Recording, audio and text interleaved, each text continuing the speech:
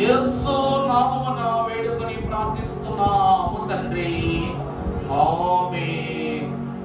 త్రిత్వదేవుని యొక్క కృపా సమాధానము ఎదిరించగలుగు శక్తినిచ్చిన దేవుడే రానున్న మన పాప క్రియల యొక్క పర్యాంతమపవాదికి మన ద్వారా బెదురు పుట్టేటువంటి బలమైన సంఘముగా బలమైన వాక్కు కలిగిన దేవుని జన్మద మన తయారు చేసి దీవించును గాక.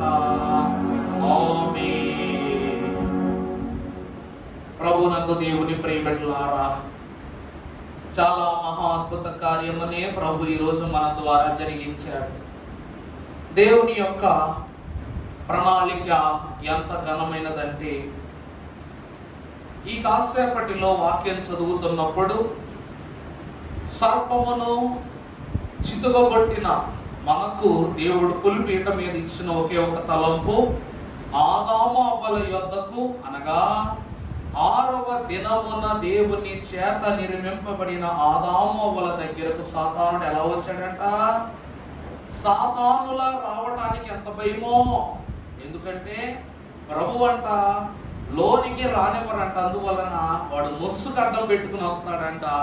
ఏదేని సన్నిధిలోనికి కూడా సర్పపు ముసుగులో వచ్చాడు, ఆదాము వల్ల పడేశాడు. మన దగ్గర కూడా ఈ 6వ రోజు ఎలా వచ్చాడంటే వీడు సర్పంలాగే వచ్చాడు. ప్రభు అన్న మాట ప్రకారం మనం ఏం చేసాం? వాడి తల మీద చితగొట్టాం. దేవుని ప్రియబిడ్డలారా, ప్రభు కార్యములు ఎంత ఘనమైనవో!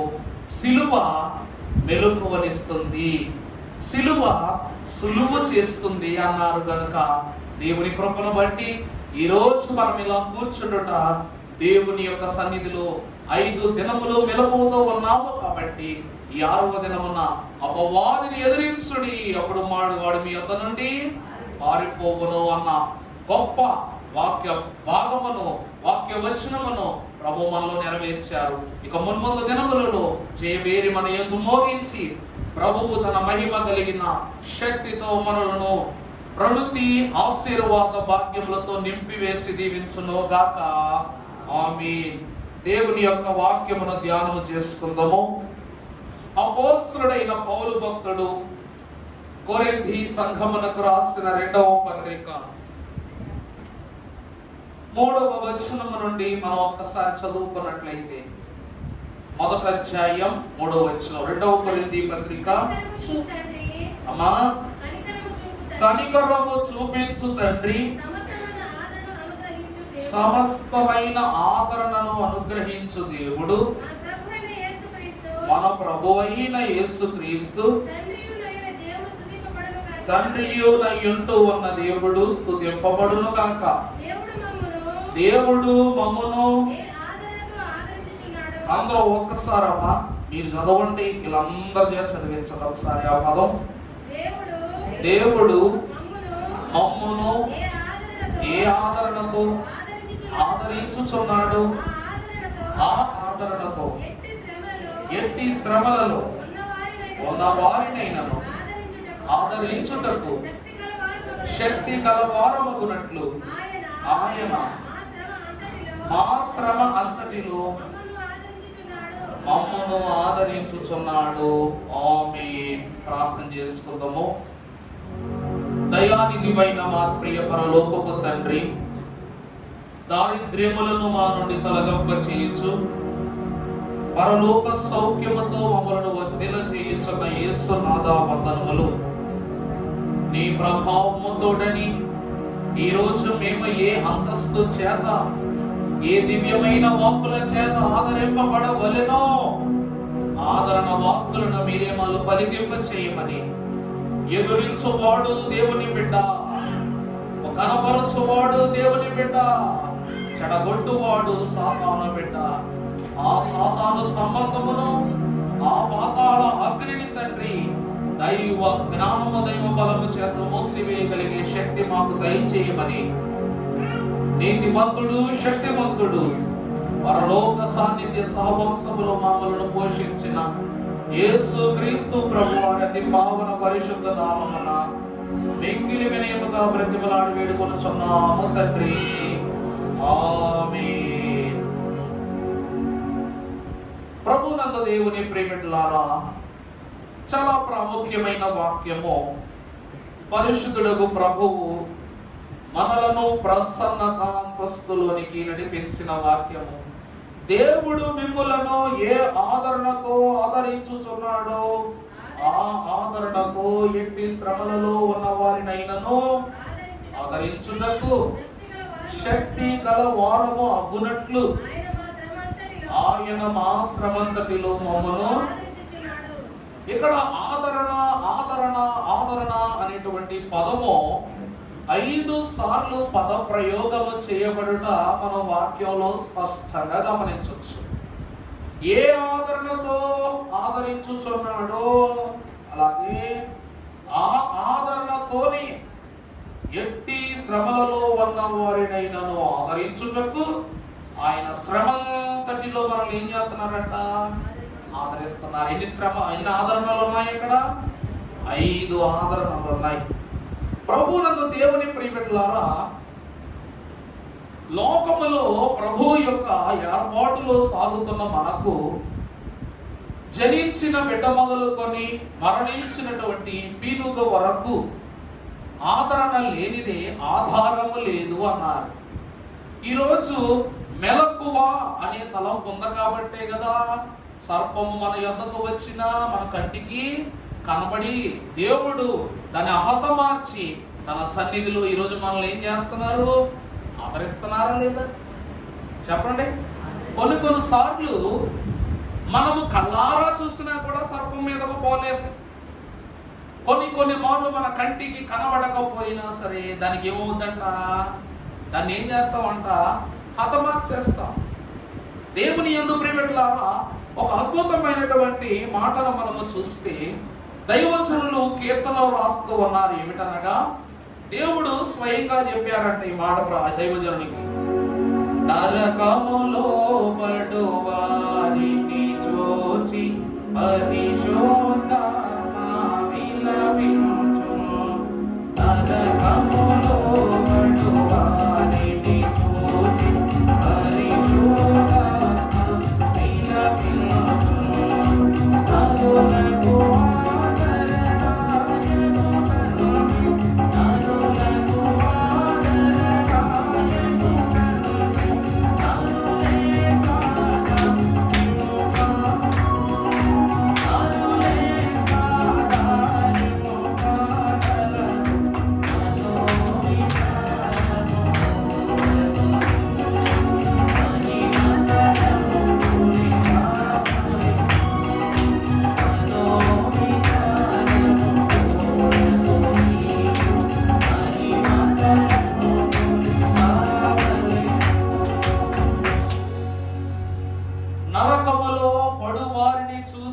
పరిశుద్ధాత్మ ఏమవుతాడంట?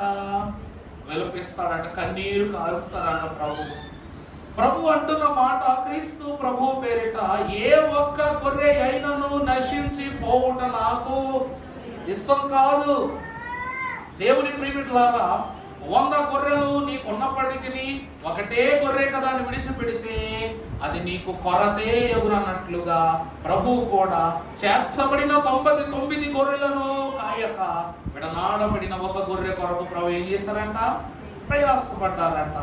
దేవుని ప్రియమిట్లారా, దేవునికి పరలోకములో దూతలున్నారు, భక్తులున్నారు, మహిమ సమూహం ఉంది, సైన్య అధ్యక్షత ఉంది, ఎంతో బాధ్యత ఉంది, ఎందరో మహాకనుల యొక్క స్తుతి స్థితులు ప్రభువుకు ఉన్నాయి, సింహాసనం ఉంది.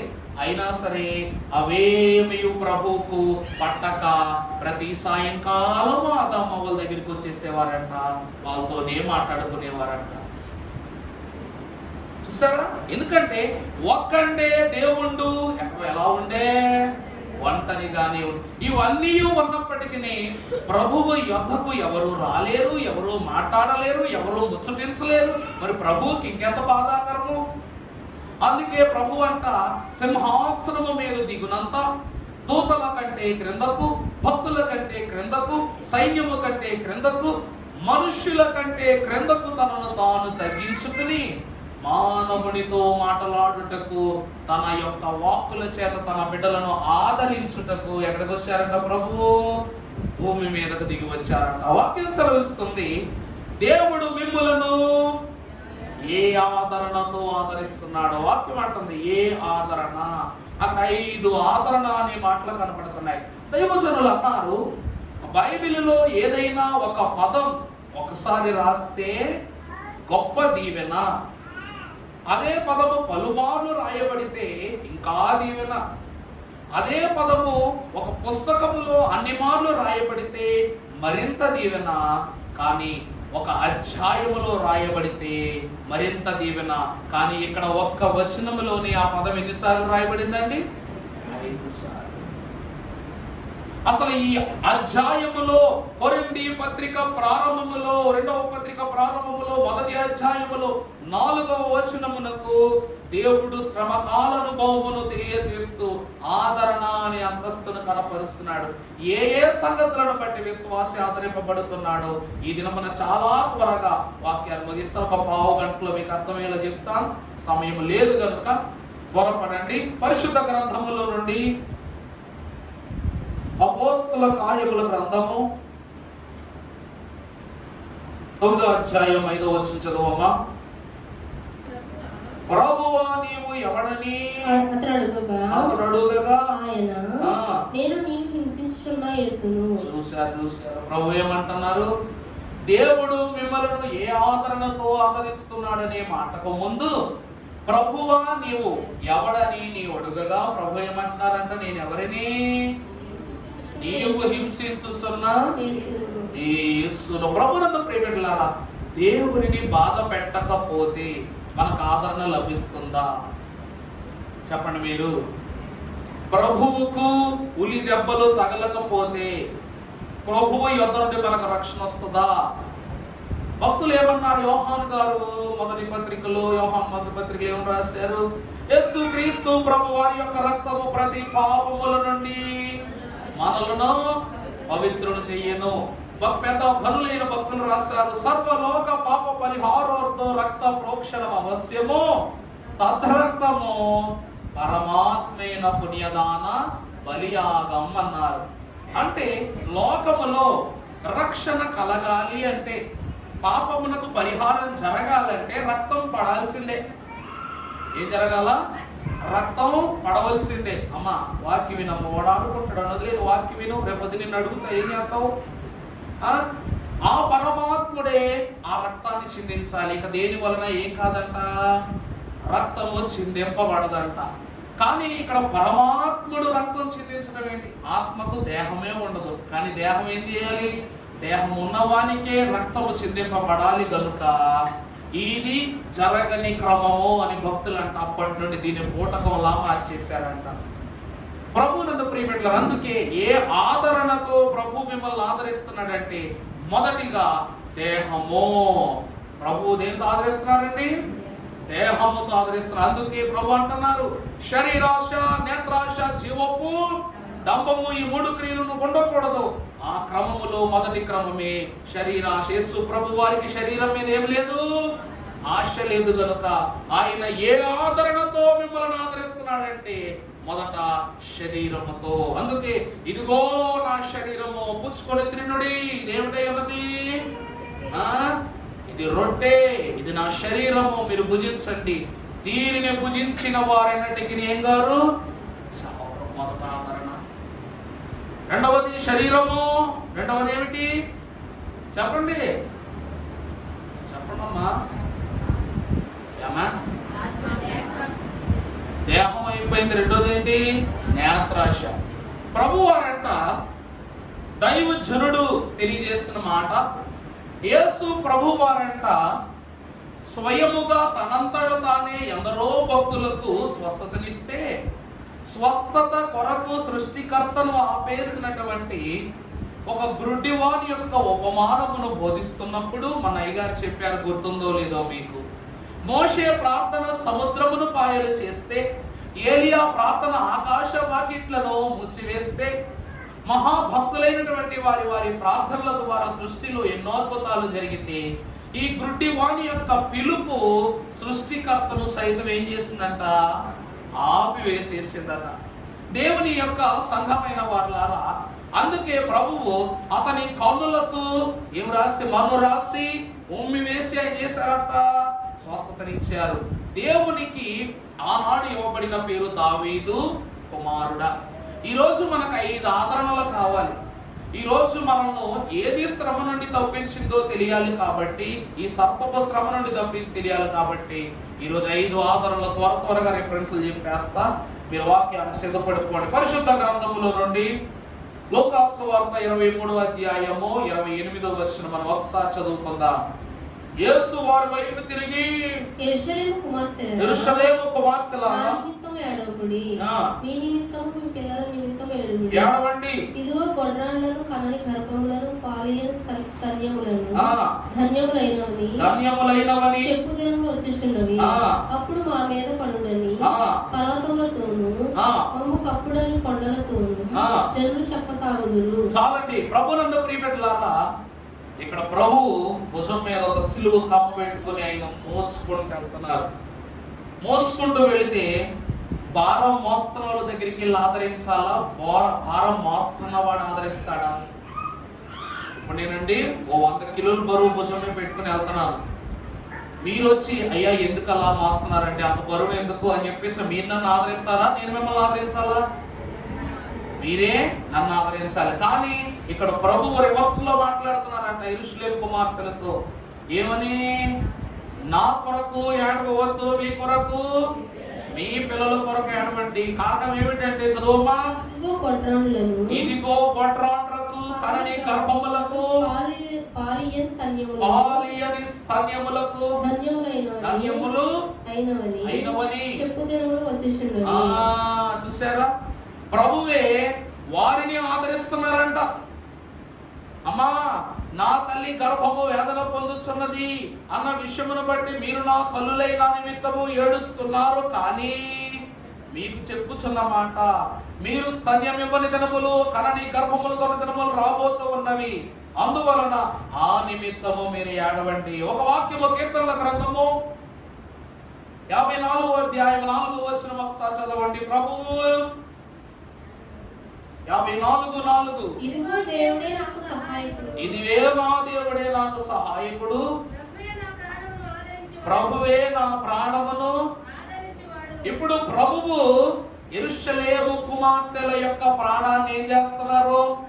చెప్పాలి, గట్టి చెప్పాలి మీరు. దేవుని ప్రియబిడ్డలారా, సిలువ మోస్తున్న ప్రభువు భుజము మీద సిలువ మోస్తూ తన యొక్క యెరూషలేము కుమార్తెలను ప్రభు ఆదరించడానికి గల కారణం ఏమిటంటే, ఈ సిలువ మోస్తున్నానే, ఈ మోత ఎవరి కోసం? నా కోసమా? ఎవరి కోసం మోస్తున్నాను? మీ కోసమే, మీ బిడ్డల కోసమే, రేపటి తరము కోసమే, రేపు అపవాది చిక్కున మీరు పడకుండా ఉండటం కోసమే నేను ఏం చేస్తున్నా? ఈ సిలువ మోస్తున్నా. అందువలన మీరు ఆదరించవలసినది నన్ను కాదు. ఎవరిని ఆదరించాలి? మీరు మీ పిల్లల దగ్గరికి వెళ్ళి వాళ్ళని ఆదరించండి. వాళ్ళ చెడు నడత కలగకుండా ఆదరించండి. ఎందుకంటే ప్రభువే నా ప్రాణముని ఏమై ఉన్నాడు? ఆదరించువాడు. ప్రభునందు దేవుని ప్రియబిడ్డలారా, మనం పాడుకుంటాం. సిలువ చెంత చేరిన నాడు కలుషములను కడిగి వేయు.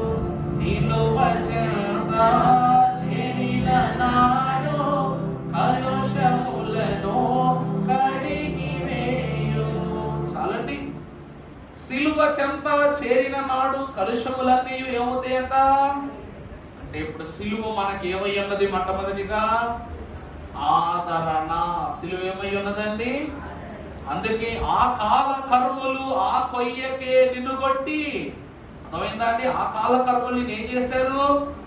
ఆ కొయ్యకే నిన్ను మేకులతో కొట్టిరా, నీ కాళ్ళు చేతులు మేకులతో దిగగొట్టి బాధ పెట్టినారా అని ఏ పాపం ఎరుగని అని పాటలో పాడుకుంటా మనం. సిలువ చెంత చేర్చబడిన వానికి తొలి ఆదరణ. ఈరోజు సిలువ ఎదున్నాం కాబట్టే కదండి. కనని గర్భమునకు, కనిన గర్భమునకు, గ్రహించు గర్భమునకు తలంచున విశ్వాసికి ఈరోజు కళ్ళ ముందు ఏ శోధన వచ్చినా కనబడుతుంది. చూసారు, సాతానుడు ఎలా రావాలా? దొడ్డి దారిలోంచి రావాలా. కానాడు ఎలా వచ్చాడు? ఒక ముందు సింహద్వారం నుంచే ముందుకు వచ్చాడు. డైరెక్ట్ గా ఎక్కడికి వెళ్ళిపోయాడంట? దేవుడు ఎక్కడ పంపించాలో అక్కడికే పంపించాడు అనమాట. అందుకే ఎదురుగా వచ్చాడు కాబట్టి మనం ఏం చేసాం? సాతానాన్ని సిలువనాథుని యొక్క శక్తి కలిగిన మనము ఎదిరింపు చేశాం. పేతురు దగ్గర సాతానుడు, సాతానా ఎప్పో వెనకకు వానట్లు మనం గద్దించాము, వాడిని హతమార్చాం. ఎప్పటి వరకు శిరచ్ఛేదనమునకు శిరచ్ఛేదనం చదివారు. ఈ రోజు ఏం చేశారు? చివరికి శిరచ్ఛేదనం చేసేసారు అన్నమాట. దేవునికి మహిమ కలుగును గాక. చదవటం మాత్రమే కాదు, బైబిల్ మిషన్ వారు చేయగలవారు అని కూడా మనం ఏం చేసాం? ఈరోజు రుజువు చేశాం. దేవుని ప్రియమిట్లారా, సిలువ ఒక మాట గమనించండి. ఎప్పుడు వంశాలు చెప్పాం మీకు. సిలువను ఇలా చూస్తే ఒకలా కనపడుతుంది, ఈ సిలువను ఎలా తిప్పితే ఎలా ఉంటదండి? చెప్పడమ్మా. ఈ సిలువ ఇలా ఉంది కాబట్టి, అనగా ఈ 3 కోసములు ఒక కొలతలో, ఈ ఒక కోసము ఒక కొలతలో, ఒక కోణం ఒక కొలతలో ఉంది. ఈ కోణముని ఇలా తిప్పితే ఈ కోణం ఏమవుద్ది? మొదలవుద్ది. ఇది పిడవుద్ది, ఇది మధ్య భాగం అవుద్ది. అప్పుడు పట్టుకొనుటకు పిడైన ఈ సిలువ ఈ అంచెం అయిపోద్దంట, ఖడ్గం అయిపోద్దంట. చూసారా? సిలువ ఏమై ఉన్నది? ఖడ్గం అయి ఉన్నది. అందుకే ప్రభువు ఆకాశమును భూమిని వేరుపరుస్తూ కల్వరి గొల్గోతా కొండ మీద ఆయన ఎలాగంట?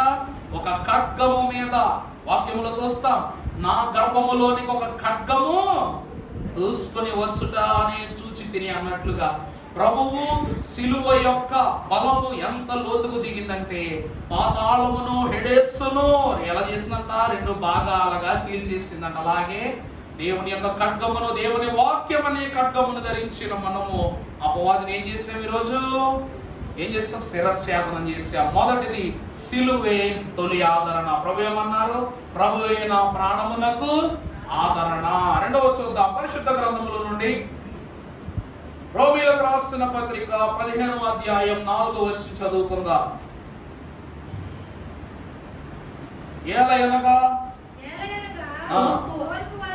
ఓర్పు వలనను, లేఖనము వలనని, ఆదరణ వలనను మనకేం కలుగుతుందంట?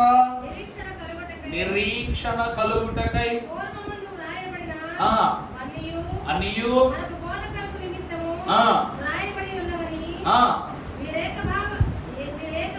మీరేక భావము గలవారై దేవుని మహిమను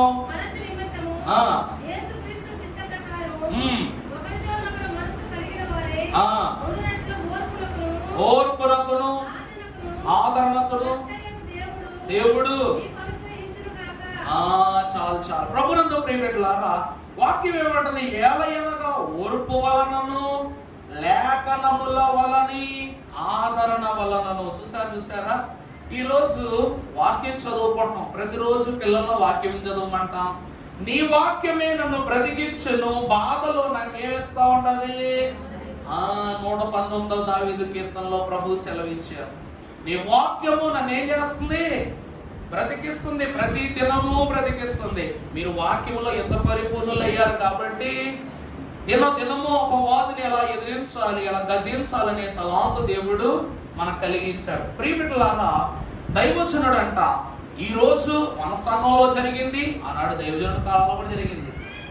బిడ్డ ఇలాగే ఆడుకుంటున్నాడు, అలాగే ఆనాడు కూడా వాకిటి బయట ఆడుకుంటున్నాడు. సర్పం వచ్చి బిడ్డ కొన యొద్ద ఉన్నది, ఈ రోజు కూడా బిడ్డ మీదకే పద ప్రయోగం చేస్తా ఉంది. ఆనాడు దైవజనుడు ఏం చేశారంట? సర్పమును ఒక రాతికేసి బాదుకొని చనిపోమన్నారు.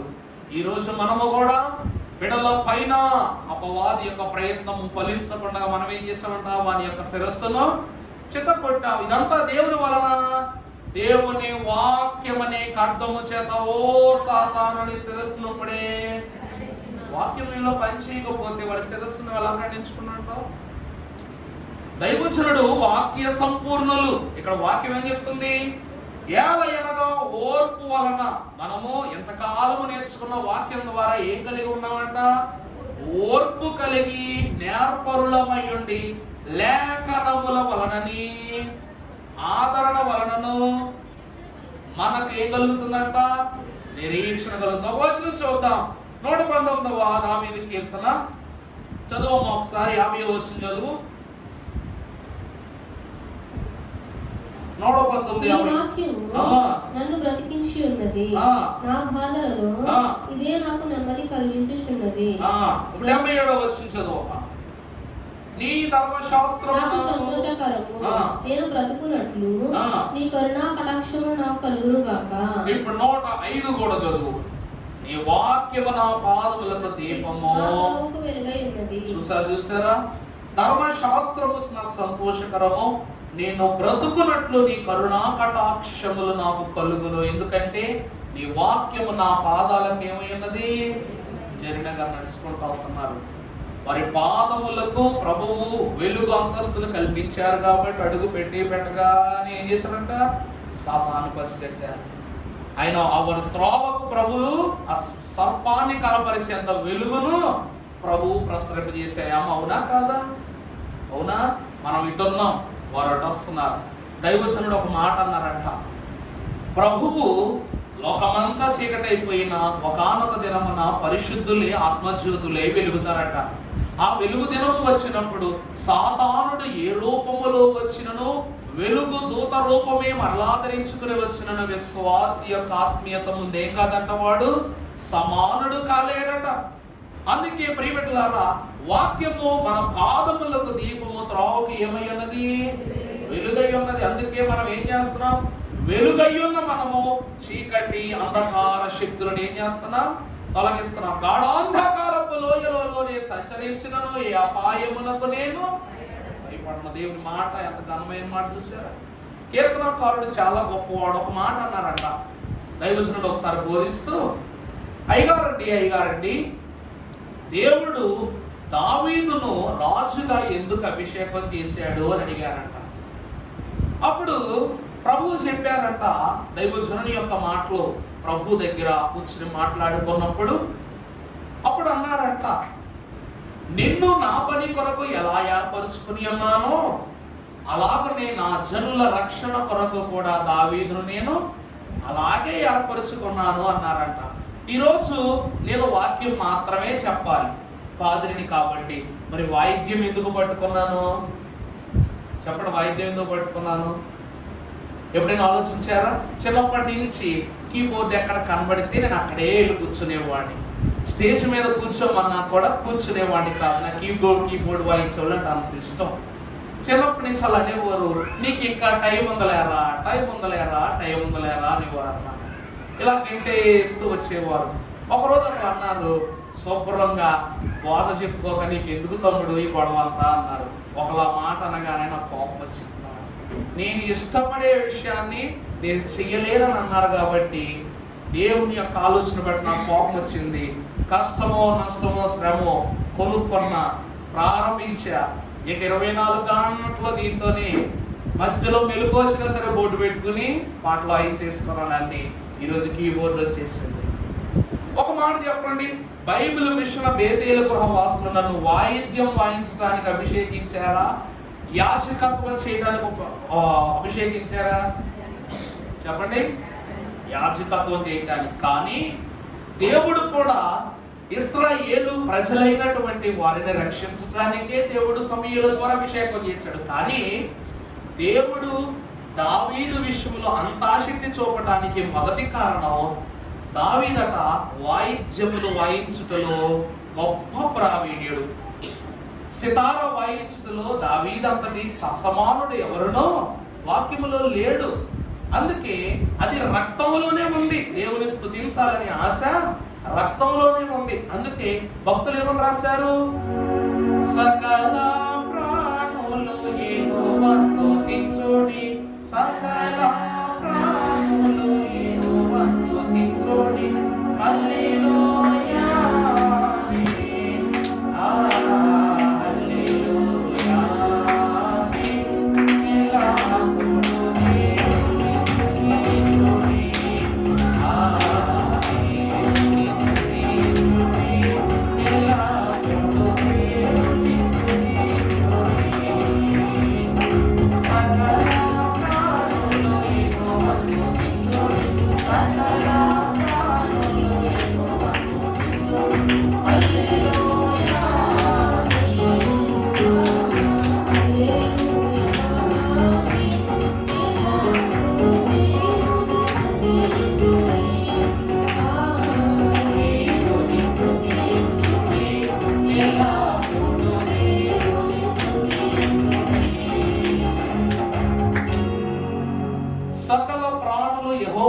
చేయాలంట? ఈ స్తుతి చేస్తూ చేస్తూ చేస్తూ ఉన్నప్పుడు గొర్రెలకు చుట్టుపక్కల నుండి తోడేళ్లు వస్తాయి లేదో అవసరం లేదు గ్రహించేవి కాదట. ఏ సింహమైనా ఈ శబ్దానికి మెదిలి అమ్మో అక్కడ ఒకడు ఉన్నారు, నాకు ఆహారం ఉంది అని దానికి తలంపు వచ్చి ఎక్కడ తన గొర్రెలు తినేస్తుందన్న భయం లేదంట. దేవుని ప్రియమిట్లారా, ఎందుకంటే నీ వాక్యము నన్ను ఏం చేస్తుంది? ఈ వాక్యం నన్ను ఏం చేస్తుందమ్మా? బ్రతికిస్తుంది. మరి బ్రతికించుతున్న వాక్యాన్ని నేను స్తుతించకపోతే ఎట్లా? బ్రతికిస్తున్న వాక్యాన్ని స్తుతించకపోతే ఎట్లా? అందుకే కదా, ఇదిగో దేవుడు లేడేరన తన తలపు పుట్టినప్పుడు ఎట్లు స్తుతి చేయగలం, అలాగే వాక్యమని అంతస్తులో మనం ఉంటూ దాన్ని స్తుతించినట్లయితే దేవుని యొక్క ఆదరణలో మనం ఎలా స్థిరపడతాం. ఇప్పుడు మూడవదిగా మనం చూసినట్లయితే ఒక మాట పరిశుద్ధ గ్రంథములో నుండి కరుడైన దేవదేవుడు సెలవిచ్చిన మాట యోహాను సువార్త 14:16 మనం ఒకసారి చూసినట్లయితే, నేను తండ్రిని వేడుకొందును మీ యొద్ద ఎల్లప్పుడు నుండుటకై ఆయన యొక్క వేరొక ఆదరణకర్తగా సత్య స్వరూపియగు ప్రభువునందు దేవుని ప్రియమిట్లారా, ఈ రోజు ఆత్మ లేని వాడు నా వాడు. ఆత్మ లేకుండా వాక్యాన్ని చదివేస్తాం మనం. ఆత్మ లేకుండా ఈరోజు అపవాదిని గద్దించే స్థితి నీకు ఎట్లా వచ్చేసింది? ప్రభు అంటున్న మాటే కదా, ఇక్కడ మీ ఆత్మలను కాయుటకై ప్రభు ఒక ఆదరణకర్తను పంపిస్తున్నారు. నీ ఆత్మను కాయుటకు పరిశుద్ధాత్ముడు ఎలా వచ్చారంట? ఆదరణ కర్తగా, ఆదరణ ఇచ్చుటకు ఆదరణ కర్తే స్వయముగా దిగి వచ్చారంట. ఆయన మనలో ఉన్నారు కాబట్టి వాక్యం పనిచేస్తున్న మన విషయంలో. మూడవ ఆదరణ. ఇక నాలుగవ ఆదరణ మీరు చూసినట్లయితే పరిశుద్ధ గ్రంథములో నుండి ఫిలిప్పీలకు రాసిన పత్రిక 4:6 ముగించుకుందాం. ఫిలిప్పీ పత్రిక 4:6 దేవుని నమ్మకముతో దేనిని గూర్చి చింతపడకుడి గాని ప్రార్థన విజ్ఞాపన. ఫిలిప్పీ 4:6 చదువు. విజ్ఞాపనలతో మీ విన్నపములను ప్రభువుకి ఏం చేయాలి? ప్రభువునందు ప్రియమిట్లారా, నాలుగవ ఆదరణ ప్రార్థన. మనే చెప్పాను మీకు, భూమి మీద ఎన్ని పక్షులున్నా పావురము మాత్రమే దేవునికి ఎందుకు ఇష్టం అంటే, అన్ని పక్షులు గానాలు చేస్తే పావురము మాత్రమే మూలుగుతుంది. విశ్వాసి కూడా ఎక్కడ ఎప్పుడు పొంగలేనంతటువంటి మూలుగులతో దేవుని సన్నిధిలో ఏమైపోతాడంట? ఎక్కిరిసిపోయి చేస్తుంటాడంట. నీ ప్రార్థన ఎలా ఉంటది? అని ఎక్కి పడతా ఉన్నప్పుడు నీ తలంపు ఎలా ఉంటది? దేవుని విషయంలో మూలుగే. అందుకే ప్రార్థన లేకపోతే మనకు ఆదరణ ఉంటుందా? ఏ విజ్ఞాపన స్థితినైనా దేవునికి చెప్పాలంటే నువ్వు ప్రార్థనతోనే మొదలు పెట్టాలి. అందుకే కదా దైవజనులు పాటలు ఏం రాశారు? బహుగా ప్రార్థన చేయుడి ఇక మీదట, బహుగా ప్రార్థన చేయుడి, బహుగా ప్రార్థన చేసి ఫలమును సంపాదించి మహిలో కీడులో నిల్కొని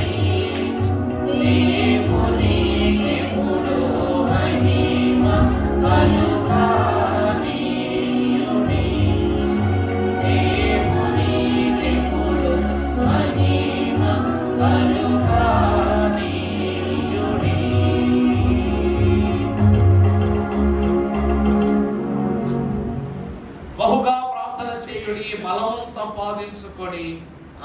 మహిలో ఏం గెలవాలి? కీడును గెలవాలి.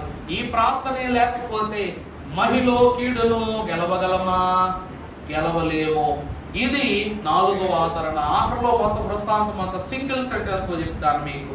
లాస్ట్ గా చివర చూసినట్లయితే ఒక వచనం చూద్దాం. పరిశుద్ధ గ్రంథములో నుండి భక్తుడు తండ్రైన దేవదేవుడు కొలస్సీలో రాసిన పత్రిక 4:11 ఒకసారి చదవమ్మా. మరియు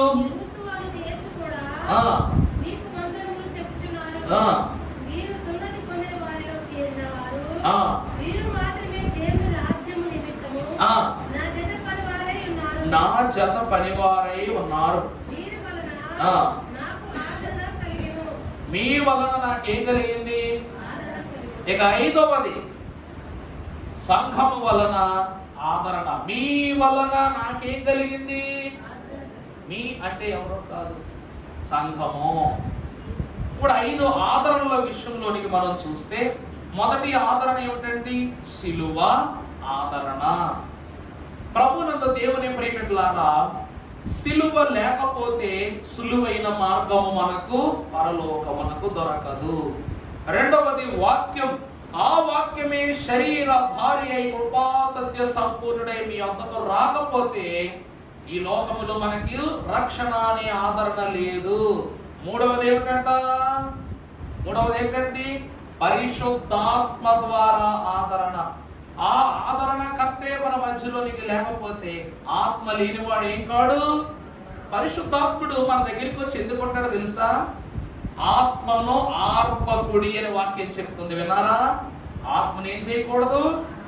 నీ ఆత్మ ఆర్పబడకుండగా ఉండుటకు పరిశుద్ధాత్ముడంట కోవెల గూటిని కట్టి నీ ఆత్మను ఏం చేస్తుంటాడంటే, ఎప్పుడు ఎల్ఐసి దీపం ఎప్పుడైనా చూసారా మీరు? 2 చేతులు ఇలా ఉంటాయి, మధ్యలో ఏముంటది? దీపం ఉంటది. అంటే ఆ దీపము ఆరకుండగా మేము ఎలాగైతే మీకు భరోసా ఇస్తామని ఎల్ఐసి వాళ్ళు చెప్తారు, ఇన్సూరెన్స్ పాలసీ వాళ్ళు, ఆత్మ కూడా ఆర్పబడకుండగా పరిశుద్ధాత్ముడంట మన చుట్టూ ఏం ఏర్పాటు చేస్తాడంట? రక్షణ కవచాన్ని ఏర్పాటు చేస్తాడంట. ఇక 4వది చూస్తే ప్రార్థన. ప్రార్థన లేనిదే ఎంతటి గనుడైనా సరే ఆదరింపబడడు. యేసు ప్రభువారు స్వయముగా గెత్సెమనే వనములో సిలువ ఎత్తుకోవటానికి ముందు 33.5 సంవత్సరాల చరిత్రలో 3.5 సంవత్సరాలు మన కొరకు ప్రతిరోజు ప్రార్థన చేసేవారు. ప్రార్థన బలం ఏంటో చూడండి. దేవుని కుమారుడు కూడా మనల్ని ఉద్ధరించాలంటే కావాల్సింది ఏంటంట? ప్రార్థన. అందుకే ప్రార్థన వినడి పావనుడా, ప్రార్థన మాకు నేర్పు. శిష్యులు కూడా నోరు చేసి అడిగారు కదండి, మాకు ప్రార్థన నేర్పించాలి. నీ మనవిని దేవునికి తెలియచేయాలంటే నీకు ఒక మొరలినవ్వగలిగే అంతస్తు కావాలి. అదే ప్రార్థన, అదే నీకు ఆదరణ. ఇక 5వది సంఘం. మనం నిలబడి సాక్ష్యాలు చెప్పుకుంటా ఉంటాం, ఊరకన చెప్పుకుంటామా? ఈ సాక్ష్యము చిరకాలము ఉండాలన్నా, నీ అంశము నెరవేరాలన్నా ప్రభు వాక్యం సెలవిస్తున్నమాట. అమ్మ ఒక్కసారి ఆ పదం చదవండి ఒకసారి. మరియు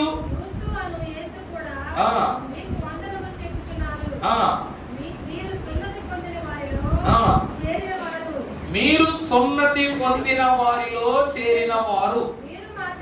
అక్కడ సున్నతి అనే పదం తీసేసుకుని మీరు బాప్తిస్మము పొందిన వారిలో చేరిన వారిని రాసుకోండి. మనకు సున్నతి కాదు, మనం ఏం చేస్తాం?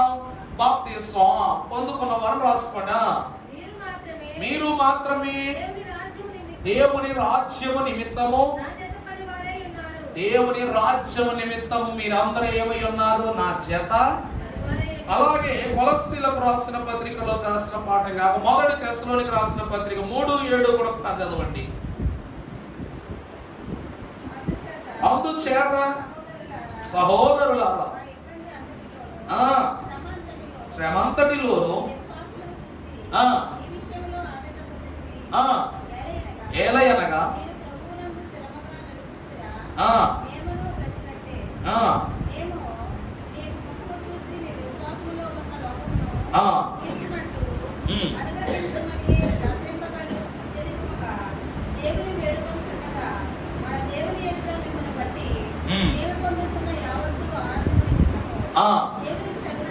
దేవునికి తగినట్లుగా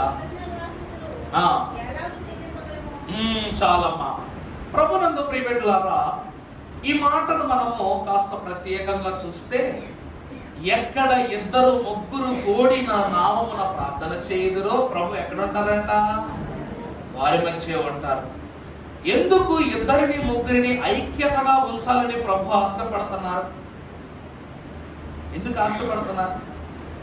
ప్రభువు సోమరి చీమలను చూసి నేర్చుకోని ఎందుకు ఈ మాట చెప్పారంటే, చీమలు అన్నయ్యో ఒకదానిగా సమకూడి ఆహారము ఎంతైనా వాడి శక్తి కొద్దీ పోగు చేసుకుని అన్ని సమానంగా పంచుకుంటాయంట. అర్థమవుతుందండి? నేను 50 కేజీలు మోసాను, నువ్వు 100 కేజీలు మోసావు, నువ్వు 200 కేజీలు మోసావు, నా ఆహారం నాదే అని సీమలో అనుకోవట. అలాగనే ఎక్కడు 2 3 కూడి ఆయన నామమున ప్రార్థన చేస్తారో ఆ ప్రార్థనలో ఒక మాట గమనించండి, మన గురించి మనం చేసేదానికన్నా పక్క వాళ్ళ గురించే ఎక్కువ ప్రార్థన చేస్తామా చేయమా? కారణం ఏమిటంటే నువ్వు వారి కొరకు పట్టుగలిగి ప్రార్థన చేస్తే నీ కొరకు ఎదుటివాడి కూడా ఎలా చేస్తాడంట? పట్టుగలిగి ప్రార్థన చేస్తాడంట. మీ అందరి ప్రార్థనలు ఆలకించిన దేవుడు దిట్టయినటువంటి నెరవేర్పును ఆశీర్వాదాన్ని మీకు ఇస్తారట. అందుకే వాక్యం ఏమి సెలవిస్తుందంటే పేతురు పత్రికలో 1 దశలోనికి రాసిన పత్రిక 4:18, కాబట్టి మీరు ఈ మాట చేత ఒకరినొకరు ఆదరించుకొనుడి. ఈ మాట చేత అంటే ఏంటి? ఈ మాట అంటే ఏంటి చెప్పండి? ప్రార్థన చేత మీరు ఏమి చేయాలో ఒకరినొకరు ఆదరించుకోవాలి. అమలారా ఇక కన్క్లూషన్కి వచ్చేస్తాను, ముగింపు చేసేస్తాను. భక్తులు అంటున్న మాట అదే. దేవుడు ఇప్పుడు మీరు వాక్యంలో కంశవాక్యంలో రెండోసారి 2 కొరింథీ పత్రిక 1వ అధ్యాయం 4వ వచనం. ఇప్పుడు నేను చెప్పినట్టు చదవండి ఒకసారి. అందరూ బైబిల్ దీని చదివిస్తాను. 2వ కొరింథీయులకు రాసిన పత్రిక 1వ అధ్యాయం 4వ వచనం. అందరూ నాకు ఒకసారి చెప్పండి ఈ మాట. దేవుడు మిమ్మును, మొదటిగా ఏమని చెప్పుకున్నాం మనం? సిలువ. మొదటి ఆదరణ ఏంటండి? సిలువ. ఆ పదం పెట్టి చదువుతాం. దేవుడు మిమ్మును ఏ సిలువతో ఆదరించుచున్నాడో ఆ సిలువతో ఎట్టి శ్రమలలో ఉన్న వారినైనాను ఆదరించుటకు శక్తి గల వారమగునట్లు ఆయన ఆ శ్రమంతటిలో మమ్మును ఆదరించుచున్నాడు. సిలువేమైనది? ఆదరణ. రెండవది ఏంటి? వాక్యం. మళ్ళా పెదపడి చదువుతాం. దేవుడు మిమ్మును ఏ వాక్యముతో ఆదరించున్నాడో ఆ వాక్యముతో ఎట్టి శ్రమలలో ఉన్న వారినైనను ఆదరించుటకు శక్తి గల వారమగునట్లు ఆయన మా శ్రమంతటిలో మమ్మను ఆదరించు. తర్వాత పరిశుద్ధాత్మ పెట్టుకోండి. పరిశుద్ధాత్మ ఆదరణకర్త కాబట్టి ఆయన ద్వారా ఆదరిస్తున్నాడు. తర్వాత సంఘము, ఏ సంఘముతో మిమ్మల్ని ఆదరిస్తున్నాడు ఆ సంఘము నుండి ఎన్ని చిక్కులున్నా సరే ప్రభు ఏం చేస్తున్నారట? మనం తప్పిస్తున్నారు. ఇంకేమున్నాయి? సిలువ, వాక్యము, ప్రార్థన, ఇంకా పరిశుద్ధాత్మ, సంఘం. 5 పదాలు ఈ ఆదరణ అనే దాంట్లో పెట్టుకుంటే 5 వల్ల మనకి ఏం కలుగుతుంది? ఏం కలుగుతుందండి? ఆదరణ. దేవుని ప్రియమిట్లారా, యెరూషలేము కుమార్తెలు అంటే ఎవరో కాదు, మనమే. ఎవరండి? మనమే. వారిలాగా ఈ రోజు మనము కూడా ఏమని ఏడుస్తున్నాం తెలుసా? బిక్కు బిక్కుమంటే ఏడుస్తున్నాం. ప్రభువా, ఆ స్థితిని బట్టి నేను వెనకబడిపోయా, ఈ స్థితిని బట్టి నేను వెనకబడిపోయా, ఆ చోటు వల్ల నేను నాశనం అయిపోయా, ఈ పని వల్ల నేను భ్రష్టుడైపోయా, ఆ మాటల వల్ల నేను అయోగ్యుడైపోయా. నన్ను నువ్వేం చేయి? సిలువ చేత, ప్రార్థన చేత, వాక్యము చేత, పరిశుద్ధాత్మ చేత, మరి ముఖ్యముగా సంఘము చేత నువ్వేం చేయి? ఆదరించు. ఎందుకంటే సంఘమే ఎందుకు ఆదరించాలి అనే మాట ఇందులో ఉందంటే భక్తులు ఏమని రాశారు? ఓ సంఘమా సర్వంగమా పరలోక రాజ్యపు ప్రతిబింబమా. చూసారా? చాలు. ఓ సంఘమా సర్వాంగమా పరలోక రాజ్యపు, పరలోకము పోలికట సంఘం భూమి మీద. ఎందుకంటే మెస్సయ్యను ఎదుర్కొనుటకు నీతిని అలంకరించుకున్న సిద్ధపడినది ఏమై ఉన్నది? సంఘము. కనుక ఈ సంఘం ఏం చేస్తుందంట? ఈ సంఘం ఏం చేస్తుందండి? ఎందుకంటే అయ్యగారు గారు పాటలో ఒక చరణం రాశారనమాట. చీకటిలో నుండి వెలుగునకు, లోకములో నుండి వెలుపడకు. చూసారా? ఏం చేస్తుందంట సంఘము? భక్త జనమును చీకటి నుండి వెలుగులోనికి నడిపిస్తుందంట, లోకములో నుండి వెలుపట్టకు నడిపిస్తుందంట. ఎందుకంటే శ్రీకర్త గుణాతిశయములను ప్రకటించుటకే నిలిచినని గుర్తించుచుంటివా, క్రియలను గంటివా, సజీవముగా ఉన్నాము. మరి ఎంత ఆదరణ చూసారా? సంఘములో ఎవరి గుణాలు, ఎవరి గుణములు ఉన్నవి అంటే ప్రభువు. అర్థమైందా? సూర్యుండై నట్టి యేసు శుభ గుణములు అత్తబడినందుకే సంఘం ఏమై ఉన్నది? ఆదరించేదై ఉన్నది. సరిపోతుందా? ఈ 5 ఆదరణలు మనలో ఉంటే ఎట్టి చిక్కులో ఉన్న వారైనా సరే ఏమైపోతారంట? దేవుని రక్షణలోనికి, దేవుని రక్షణ భారములోనికి, భాగ్యములోనికి వస్తారు. కనుక ప్రభువు రక్షణకర్త దేవుడు తన మూల్యమైన హస్తముతో మనల్ని ఆదరించి పరలోక ప్రాప్తిత హస్తముతో మనల్ని వర్ధిల్ల చేయును గాక. ఆమేన్.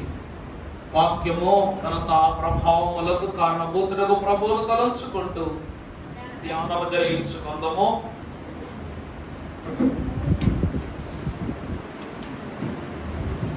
అలసిన దేహములకు, సొలసిన తలాంతులకు